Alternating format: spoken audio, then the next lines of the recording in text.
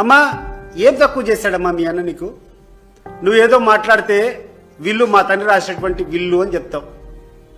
మీ తండ్రి విల్లు రాస్తే మీ తండ్రి విల్లు ఆయన సంపాదించినటువంటి ఆస్తుల మీద ఉంటుంది తప్పితే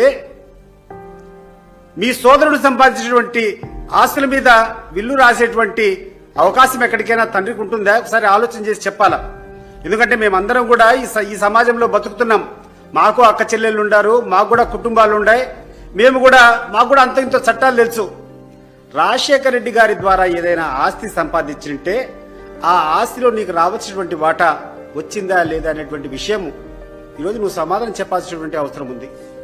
నీకు 1995లో నీకు వివాహమైంది.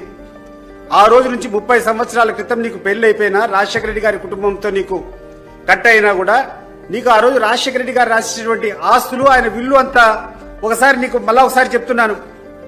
హైదరాబాద్ బంజారా హిల్స్ లో రోడ్ నెంబర్ 2లో ఇంటిని రాజశేఖర రెడ్డి గారు నీకు ఇచ్చారా లేదా?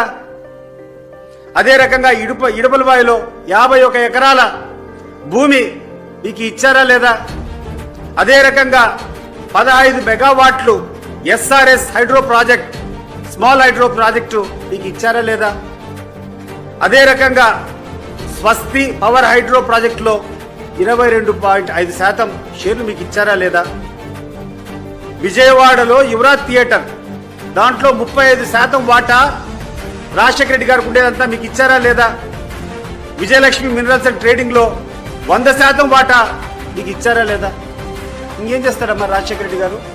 కొడుకును పక్కన పెట్టి కొడుకు కంటే అత్యధికంగా ఆయనకు సంక్రమించినటువంటి ఆస్తులు కానీ ఆయన సంపాదించినటువంటి ఆస్తులు కానీ అత్యధికంగా నీకే ఇచ్చారు. దానికి పాపం జగన్మోహన్ రెడ్డి ఏ రోజు కూడా అబ్జెక్ట్ చేయలే. సరే చెల్లెలకి ఇస్తే ఇవ్వనీలే, నేను నా సంపాదన నేను సంపాదించుకుంటా అని చెప్పి ఆయన పెళ్లి అయిన తర్వాత ఆయన కష్టంతో ఆయన యుక్తితో ఆయన మేధస్సుతో ఆయన సంపాదించినటువంటి ఆస్తి నీకు వాటా కావాలని చెప్పి కోరుకుంటున్నావు.